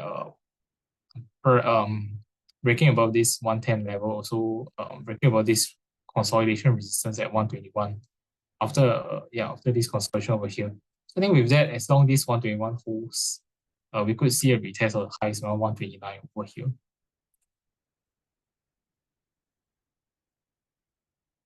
Okay, then PA for the three local banks. Okay, first up is DBS. I think DBS hit this previous high close to $38 over here. I think we could expect some sideways consolidation for the time being. With support probably around $37.30 this resistance breakout level over here.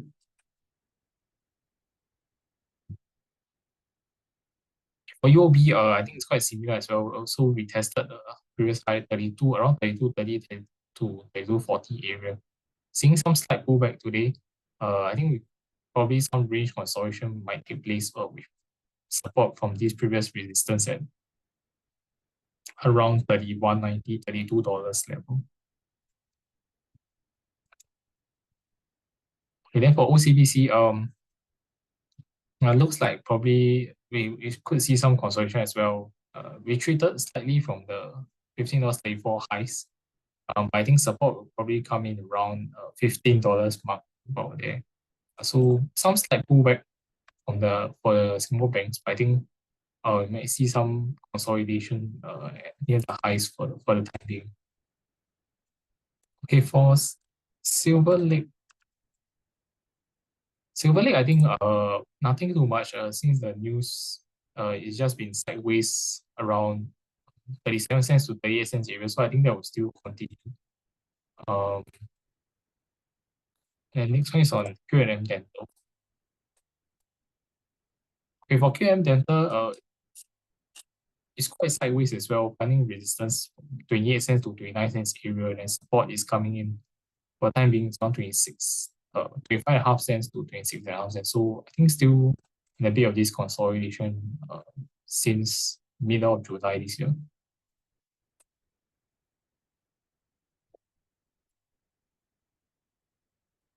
Okay, for AT&T, I think there's still some strength in this counter. price trading above this uptrend channel it was previously trading in, also above this $20 resistance. So yeah, I think it could still go higher. Maybe for now, it looks like a bit of a pause, a consolidation with support around $21 about there.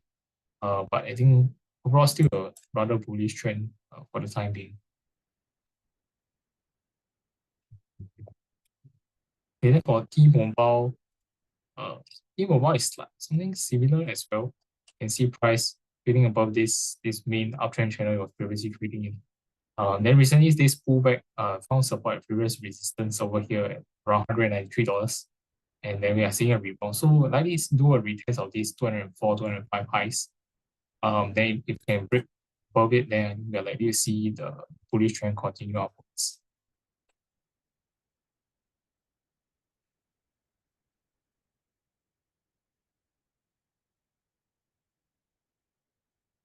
The next question is on Dell. Okay, for Dell, I think recently looks like there's a false breakdown over here below $108, and price subsequently recovered afterwards and then went higher. So I think for now should be price could go higher.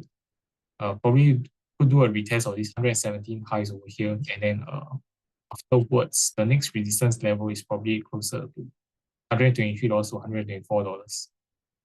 So as long as price holds above this $108, I think it could still go higher after this consolidation phase over here.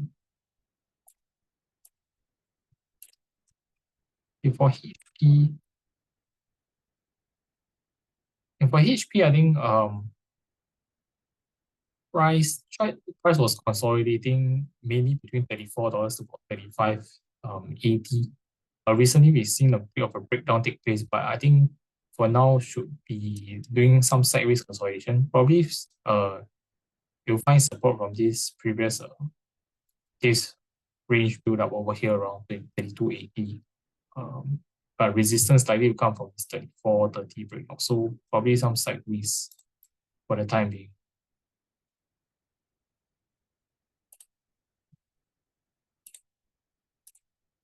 Okay, then I'll move to some of the US banks. First up is Bank of America. Okay, for Bank of America, this trend line over here has been still holding as a resistance for the counter. And currently we are seeing some slight pullback after the breakdown of this $40 level over here. Price is still finding some support from this $38.20, which was this resistance turn support level over here. So for now looks like some sideways consolidation between 38 to 40. However, if it fails to hold, if $38 fails to hold as support, we could see the price go down lower towards 36.50 next.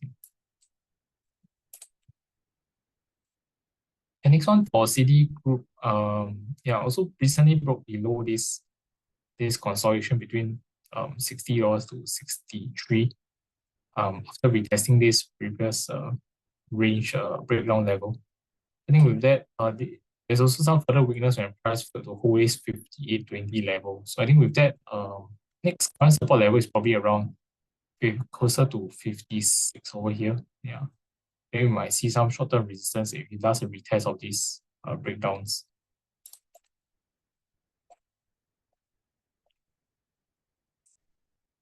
Okay, for Wells Fargo, I was also seeing some slight weakness since price broke below this 56 to 56.30 area.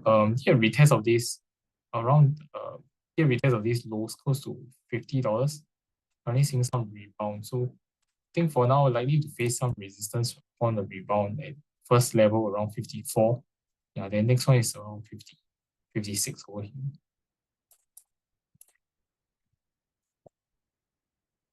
And then for JP Morgan, there was a breakdown over here on Tuesday, below the 217 level, and then currently it's doing another retest of this key trendline support. So we need to see whether price is able to hold around here and do a rebound. If not, it could go lower. Yeah, currently I think I'll expect some sideways for time being at this area between 202 to about 209. However, if it fails to hold as a support, we could see price go to lower levels, like 198 as well as 193 next.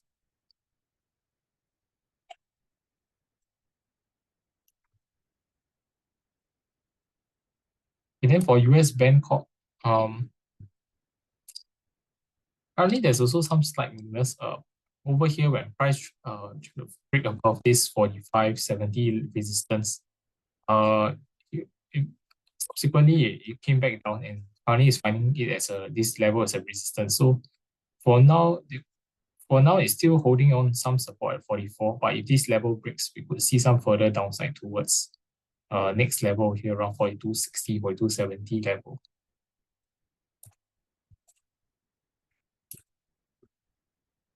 Okay, then for Bank of New York Mellon,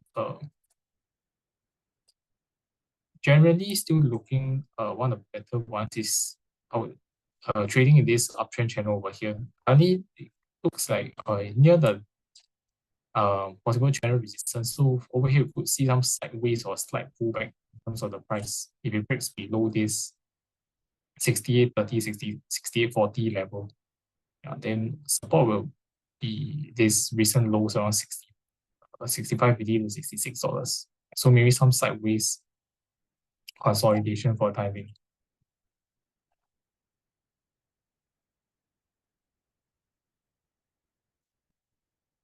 Okay, then next one is SATS in Franken.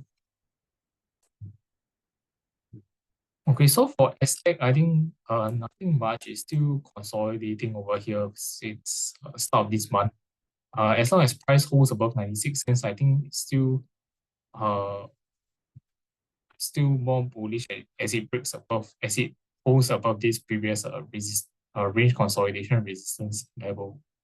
So the key is that need to break above this 99 cents resistance, then it could possibly go and retest the $1.02 swing high over here. Yeah, but for now, it still looks like a bit of this consolidation for the time being. Okay, then for Franken, some rebound recently, but I think it's likely to still find some resistance. First up from this downwards resistance line and then also this area between 127 to about 132 was this breakdown area, especially 132 was quite a strong support previously. So I expect some resistance coming into this area where price could do just some sideways consolidation.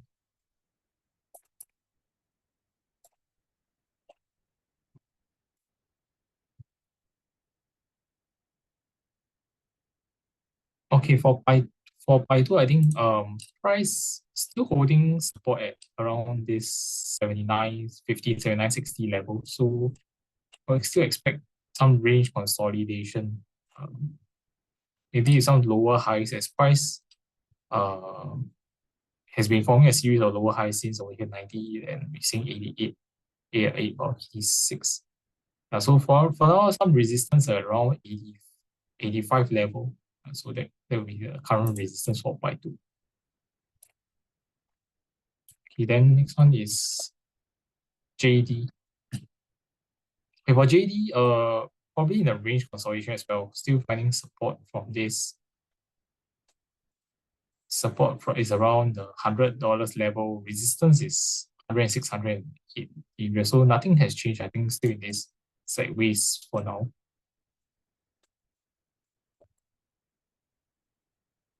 For Alibaba, has been a consolidation also sideways as well.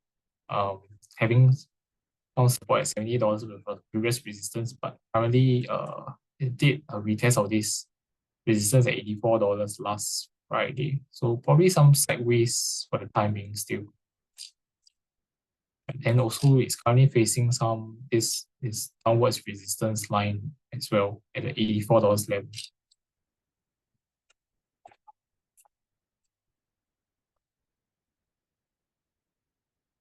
Okay, next one is Ping An Insurance. Ping An, I think probably some sideways also, but as holding previous resistance over here, around 33.80 as a support. Also with a slight this upwards sloping trend line as well. So probably see just some consolidation with resistance still at around 37 for the time being. And above 37, next level is around 38, 38, 70 about there.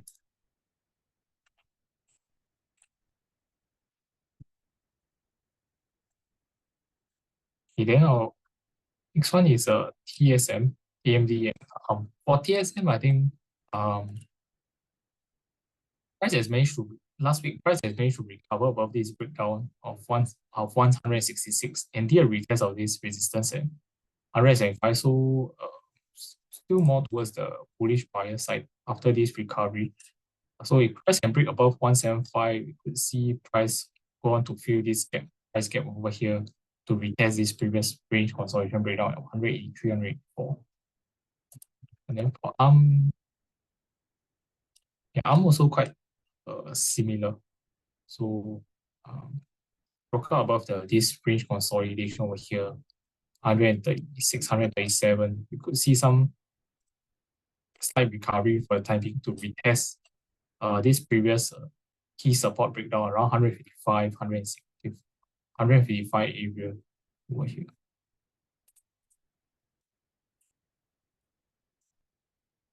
Okay, then for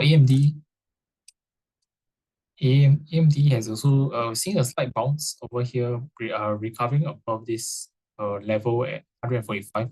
Currently, it's quite near the next resistance level with around 155 over here. So yeah, we might see some slight sideways over here for the time being. But then if you can overcome it, we could see a retest of the highs around 162. Yeah.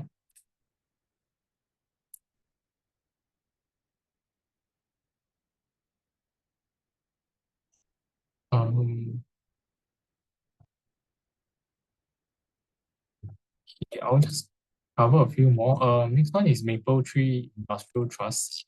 So Mapletree Industrial Trust, I think recently price still on a strong trend, breaking above this 242 level and holding after a consolidation over here, still holding a support.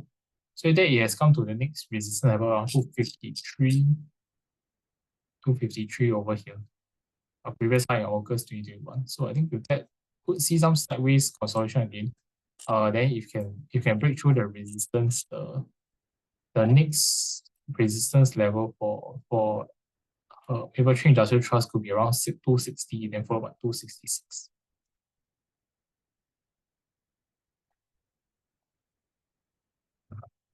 Okay, next one is Mapletree Logistics Trust. Mapletree Logistics Trust currently retested this resistance level 146. Could see some sideways consolidation for the time being. Then support is around 141, 140, 141 for the time being.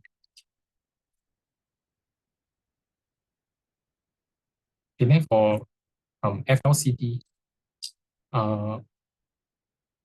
managed to break above this resistance at 113. So I think with that, go here on to the next resistance level, which is around 118, then followed by 121, 122 next.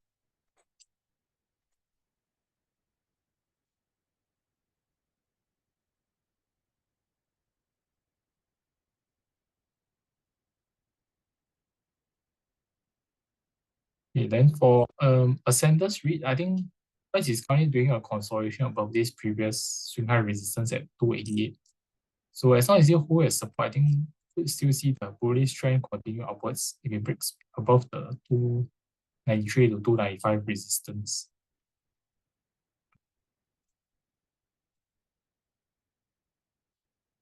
Okay, then I'll just take one more. Next one is Escort. So for Escort, I think price is also holding above this resistance at 93 cents area after some slight consolidation. So I think we could still see some further upside hit to test the next key resistance over here around 95 cents. Previously, it was high volume over here as well in December last year. So I think there's still quite a bit of questions for TA. Sorry, I'm unable to take all of them due to time constraints, but please feel free to post in our P3 community group. Then I'll take it from there. I think I'll hand back the time to the rest of my colleagues for the other questions. Thanks. Thanks, Zane. So I'll just try to finish up some of the questions before we wrap up. This question here on Thomson Medical. I know I mentioned it was for Paul, but I'll just take it. When will the construction be complete? And after the completion, what does it do for Thomson Medical? Does it increase capacity or more advanced equipment? What's the financial impact of renovation? Yeah, so actually the renovation was for 5 months, it's already completed. What it is that it expanded the capacity by 5,000 square feet. So essentially that means, more beds, more capacity for patients. At the same time, they're also bringing in different specialities, I believe from orthopedics to come in. So that should help to at least drive a little bit more volume and more diversity in Thomson Med. Yeah, financial impact already done. The cost, everything has been already included since it was already completed. Yeah. So another question here, why is Dynamic trading above takeover price? Yeah, I think the takeover price was 60 cents, and now it's 62.5 cents. Like a lot of the takeovers, there's probably still speculation that maybe the offerer will increase their bid to get the transaction through. So that's why it's trading slightly above its takeover price, which is quite common.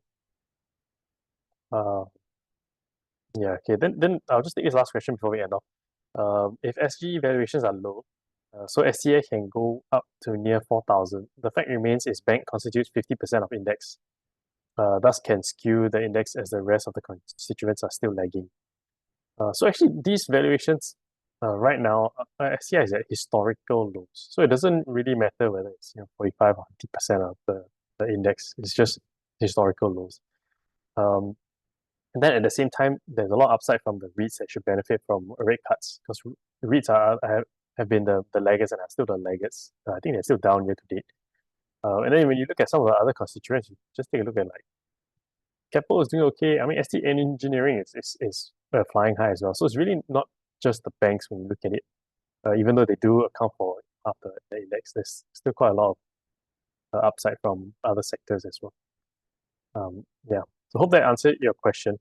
Unfortunately, we've come to the end of this session. I just want to thank everyone for joining us today. Forward to seeing you in any of the other Corporate Insights webinars that we have this coming week.